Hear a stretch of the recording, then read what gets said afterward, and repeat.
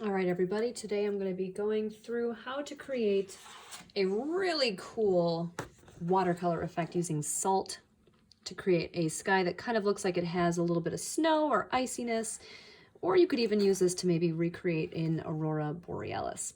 So what I'm going to be using today is watercolor paint to do this.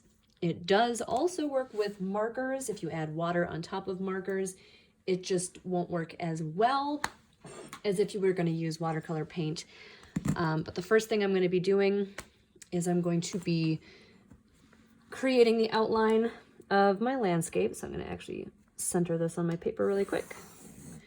You can use a compass if you have one, but I often find it easiest and quickest to just trace something round, and this is just a small plate. Next thing I'm going to do is I'm going to put my horizon line. And just as a review, the horizon is that place where if you're watching a sunset, the sun disappears below the horizon. If you do have mountains or hills, those go above. Rivers, trees, people, campers, log cabins, all that stuff goes below. And this horizon line is kind of like the dividing line between what's kind of in front and what's really far in the distance.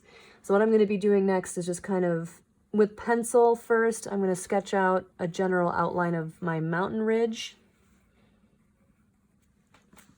And then once I have that planned out, I'm going to go ahead and add color to just the sky. I'm not going to be painting anything else. I'm only going to be doing color in the sky.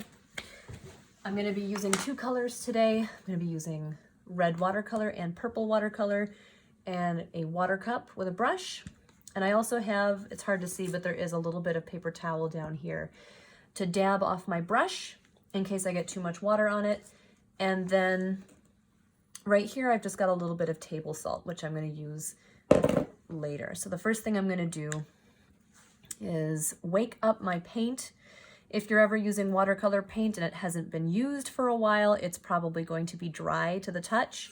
So in order to use it, you're going to have to reactivate it. So I'm going to get this wet with a wet brush. And as you can see, some of that red is coming off on my paint bristles. And I just used this a little while ago, so this is already kind of wet. So I'm going to go ahead and just put that on my paper. This is very dark.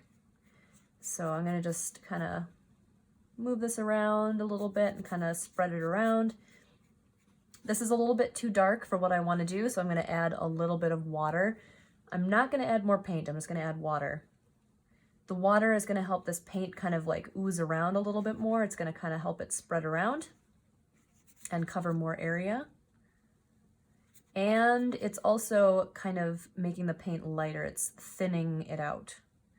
So it's going from like dark red over here to kind of like a really pale pink over here. I'm actually going to add even more water. I want this to stay pretty wet. I'm going to get just a little bit more paint. Not a lot. I don't want this to be super dark. You do want this to be kind of inky. When you use watercolor paints, you kind of want them to not be thick. You want it to look like ink. So it is going to be a little bit see-through. That's normal. That's actually how it's supposed to look. If your paint starts to look sticky, that means you've used way too much paint. And that takes a little bit of practice to know when you've used way too much paint. All right, I'm just reactivating this. I'm adding a little bit more water so this kind of stays nice and wet because I'm going to do something after this step. Okay, so I'm going to clean off my brush. This time I'm going to use purple. This is kind of magenta actually, so this is not going to be dark, dark purple. This is going to be more like a magenta. And I'm going to put this directly on top of the red. And I'm just going to kind of put this wherever. You can kind of, put some over here, put some over there. It doesn't matter where you put it, it will eventually start to ooze into the red. So if the red is still wet, if I put purple on top of it, it will naturally start to spread on its own. And these colors will bleed together. They're going to ooze. All right, now as this is kind of just chilling, if I tilt this, you can definitely tell that it's wet. So if you see that it's shiny, that means that it's still wet, which is perfect for what I want to do next. I'm going to be using table salt for this next step. I'm not going to use a ton of salt. I'm just going to use about a pinch between my fingers, and I'm just going to kind of like sprinkle this all over. This only works if your paper is wet. If your paper has already dried, this trick will not work. And you can kind of see this already. It's getting really dark where the salt is. It almost looks like wet sand. And as this continues to dry, salt does something really cool. It actually absorbs water. It sucks water into it. And then it leaves behind this like really interesting blank white little crystal shape behind. So this one is still drying. I'm going to let this chillax. This might actually take about half an hour to completely dry. And as it sits, it's going to start to look really, really cool. But you cannot touch this. You have to leave it alone. Let it dry flat and let it do its thing. Don't move the salt around. You have to let it stay put. Don't touch it. So just let it be.